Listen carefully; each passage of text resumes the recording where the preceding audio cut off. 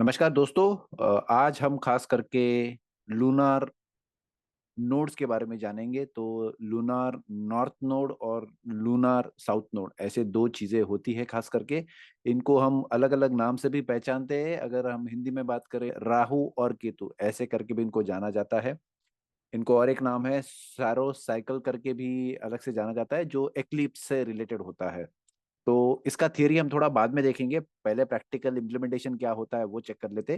तो इसके लिए डब्ल्यू डी गान ने एक चार्ट बनाया था, हम उसके ऊपर जाते हैं। तो ये वो चार्ट है, ये डब्ल्यू डी गान ने बनाया था 1909 में। अगर हम साल के हिसाब से चेक करें तो देखिए 1784, 1784 से लेके 1803, तो ये लास्ट का नंबर 1803 है।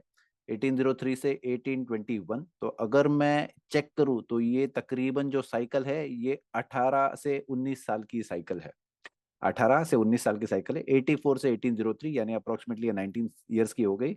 1803 से 1821, तो अगर मैं यही उसी हिसाब से पूरा चेक करूं तो मुझे ये 18 साल की एक साइकिल पता चलती है। तो ये 18 साल की साइकिल क्या है, इसका थोड़ा हम थियरी चेक कर लेते हैं और फिर बाद में इसका प्रैक्टिकल इम्प्लीमेंटेशन पे भी जाएगा कि ये हमको कहाँ से क्या मिली है क्या नहीं।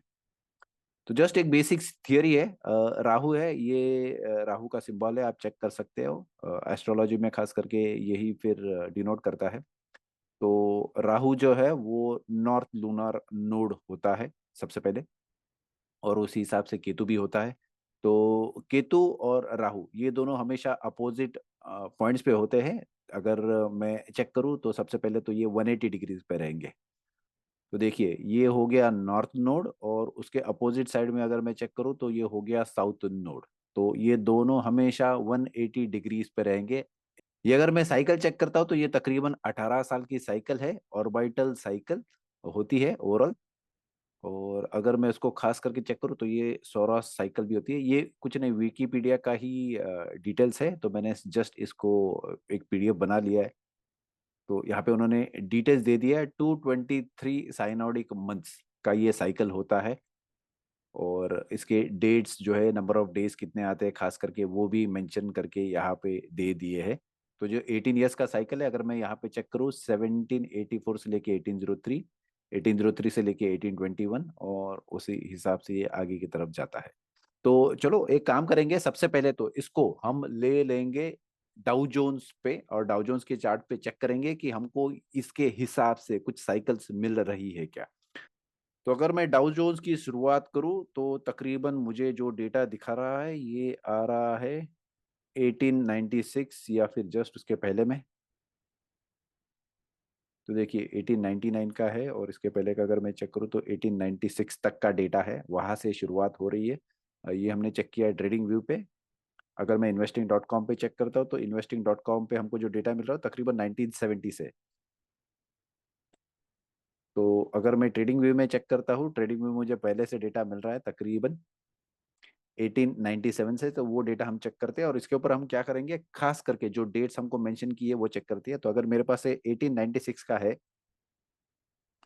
तो मुझे जो डेट चेक करनी है मैं वहां से चेक करूंगा। तो 1896, 1896 ये 1895 का साइकिल है। तो मैं अज्यूम करता हूँ 1890, 1895 में एक लो था, तो वो मेरा पहला लो आ जाएगा। तो ये तकरीबन 1895 का तकरीबन यहाँ पे एक लो आ गया, तो मैं उसको एक, ये मेरा पहला पॉइंट हो जाएगा। इसके बाद में फिर 18 ईयर्स के बाद में नेक्स्ट पॉइंट चेक करते हैं।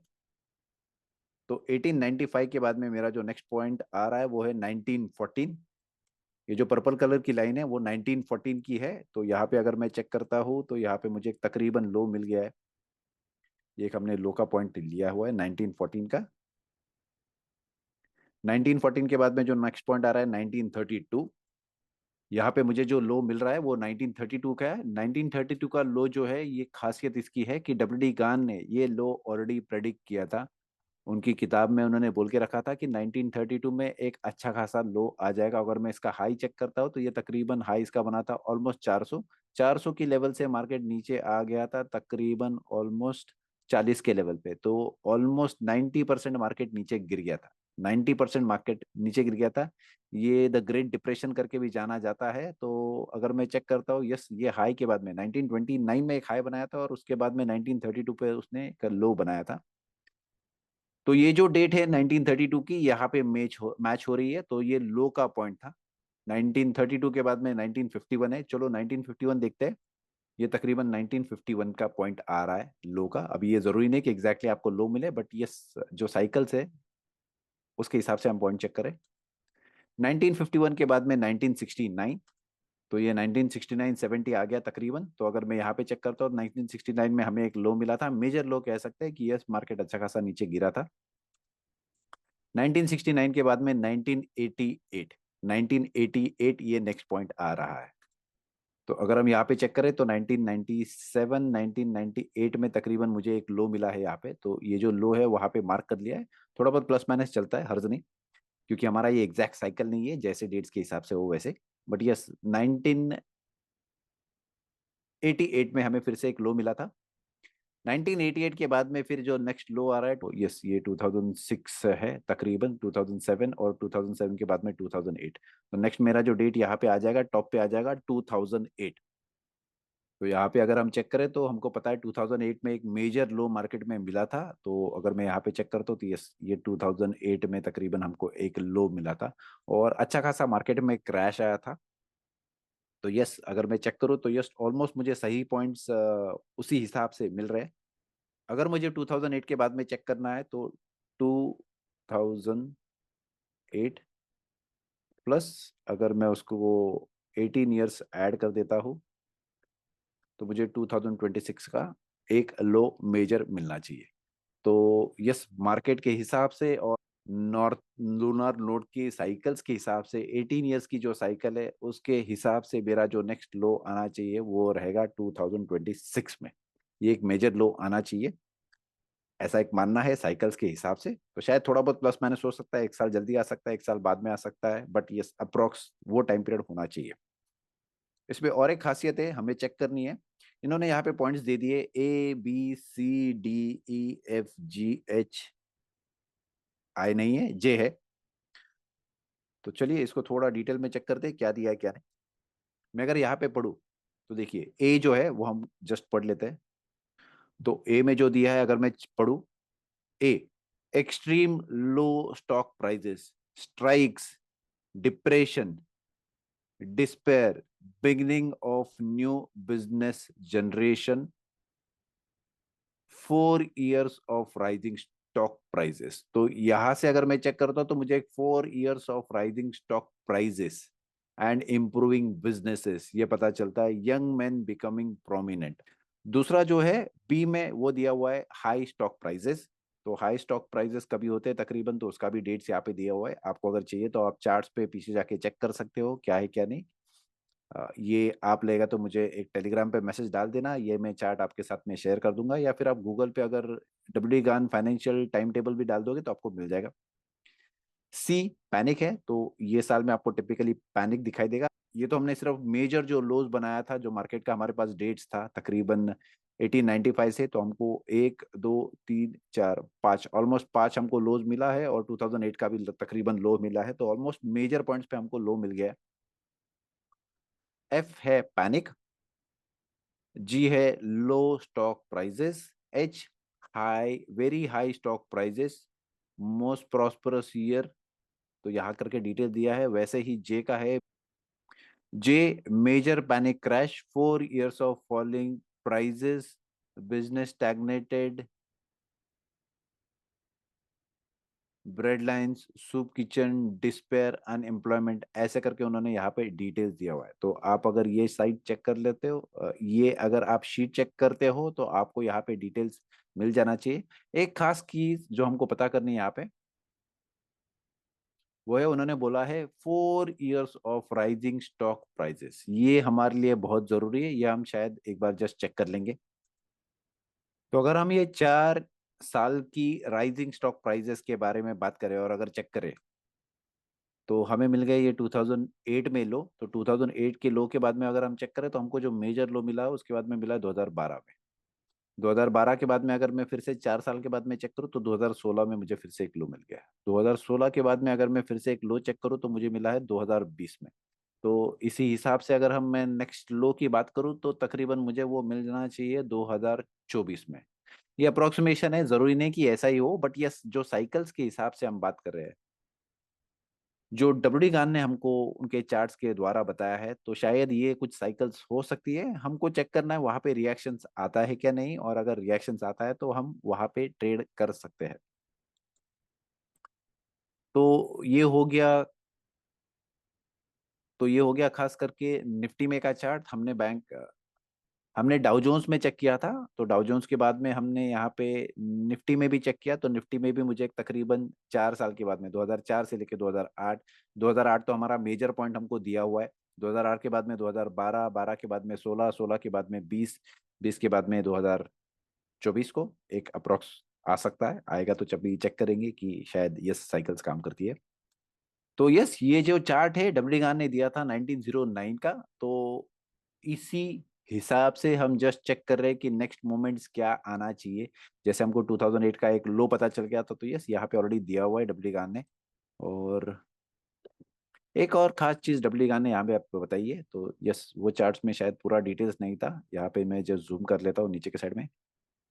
December 25, 1989 revises to March 13, 1934। तो शायद उन्होंने ये एक रिवीजन का डेट यहाँ पे दे दिया हो। या हम अलग से चेक करेंगे क्या है क्या नहीं, इसका मेजर क्या है क्या नहीं। बट हमको प्रैक्टिकली तो अभी फिलहाल इतना ही चेक करना था। तो अगर हम साइकिल्स को सेरोस साइकिल या फिर नॉर्थ लूनार नोड्स के हिसाब से चेक करते हैं, तो हमको यस अप्रोक्सीमेटली ये साइकिल्स दिखाई देती है। टेबल भी पता चलता है कि डब्ल्यू गान ने ये जो टेबल बनाया है किसके हिसाब से बनाया है। क्योंकि एग्जैक्टली 20 ईयर्स का साइकिल्स नहीं है ये। अगर 20 ईयर्स का होता तो 84, 1803, 1821, 1840 ऐसे डेट्स नहीं आते थे। ये लगातार 10-10, 20-20 साल के डेट्स आते थे, बट यहाँ पे वैसा नहीं है। तो ये हमको थोड़ा गेस करके चेक करना है क्या नहीं। इसलिए ये टॉपिक एस्ट्रोलॉजी से यहाँ पे रिलेट होता है, क्योंकि ये जो साइकिल्स है ये राहु और केतु से रिलेटेड है। देखिए एक चीज जान लीजिए, राहु और केतु ये प्लैनेट्स नहीं है। ये प्लैनेट्स नहीं है, इनको सूडो प्लैनेट्स करके भी कहा जाता है। और ये 9 ग्रह के बीच आता है, जो इंडियन एस्ट्रोलॉजी की एक खूबी है। तो हमको अगर ये समझना है तो हमको उसके लिए ये चीज समझना है। इसलिए शायद डब्ल्यू गान इंडिया में आए थे। उन्होंने इंडिया की एस्ट्रोलॉजी के बारे में सीखा। सफारेल थे उनके साथ में, वो भी आए हुए थे और उनके साथ में उन्होंने बहुत सारी चीजें सीखी। तो जरूरी नहीं कि हम जो एस्ट्रोलॉजी को जानते हैं वो उस तरह से काम करते हैं। एस्ट्रोलॉजी में बेसिकली ये चीजें होती है और ये चीजें होने वाली है। एस्ट्रोलॉजी है, हमको डेट्स पता है, हमको पता है कि ये साइकिल्स होने वाली है। तो यस बेसिकली हम इसके बारे में डिटेल्स और भी देखेंगे धीरे धीरे करके। अभी के लिए तो फिलहाल इतना ही। हम नेक्स्ट सेशन में फिर से मिलेंगे। हाँ किसी को अगर कुछ डाउट्स है, चीजें है, तो प्लीज कांटेक्ट कीजिए। बहुत सारे लोग होते हैं कि जो पहले पूछते हैं कि इसका इम्प्लीमेंटेशन क्या है। तो मैंने सोचा कि इस बार पहले इम्प्लीमेंटेशन दे दूं, थियरी का पार्ट शायद हम बाद में चेक कर लेंगे, बट पहले इम्प्लीमेंटेशन चेक करते हैं। और उसके लिए ये चार्ट दिखाया ताकि एटलीस्ट डब्ल्यू गान ने जो चीज़ें दी है बताई है ये हमको इम्प्लीमेंटेशन कैसे होती है, और वो हमने चार्ट्स पे भी चेक कर ली। फॉर एग्जांपल हमको 2008 में एक लो मिला, 1987 में एक लो मिला। तो यहाँ पे जो डेट्स दी हुई है 2008 की, जो नीचे में सबसे पहले डेट है 2008 की यहाँ पे, 1988, 87 की, 1969। तो 1969 70 में हमको फिर से एक लो मिला था। 1969 के पहले 1951, 1932। तो ये 1951 का एक लो है। और उसके पहले 1932, 1932 का लो हमको पता है क्योंकि डब्ल्यू गान ने उनके किताब में भी स्पेशली बताया था कि ये मेजर लो आने वाला था। और ये ग्रेट डिप्रेशन करके भी खास करके हिस्ट्री में जाना जाता है। तो डब्ल्यू गान ने उनकी जो किताब है उन्होंने स्पेशली बताया था ये चीज़ के बारे में। और जो आखिरी का सेशन है शायद डब्ल्यू गान की बुक का, तो इसका अगर मैं लो चेक करूँ तो ये तकरीबन आया है जून जुलाई में। और बुक में जो आखिरी का दिन दिया हुआ है वो है 30 अगस्त। तो यस ऑलमोस्ट साइकिल से मेल जोल खाता है। तो इसलिए ये टेबल इंपॉर्टेंट है। हम ये टेबल के हिसाब से जो डब्ल्यू गान ने लूनर नॉर्थ नोड है जिसके बारे में हमको बताया है, वो चीजें हमको इम्प्लीमेंट कैसे करनी है ये शीट में से हमको पता चलता है। ठीक है, तो चलो नेक्स्ट चीजों में, अगर आपको इंटरेस्ट है ये चीज के बारे में, इसका थियरी सुनने के लिए कि थियरी क्या है, कैसे बना है, क्या चीजें इसके अंदर, तो प्लीज मैसेज कीजिए। जरूरी नहीं कि थियरी आपको पता होनी चाहिए, डबडी खान ने भी बहुत सारी चीजों की थियरी नहीं बताई है, बट यस आपको अगर इंटरेस्ट रहेगा तो डेफिनेटली हम उसके बारे में एक वीडियो जरूर बनाएंगे। कमेंट में सिर्फ हमको डाल सकते हैं कि यस आप इंटरेस्टेड हो, इसकी जो थियरी है उसके बारे में भी हम शायद एक दो वीडियो उसके बारे में बता दें। Okay, thank you so much, bye, take care.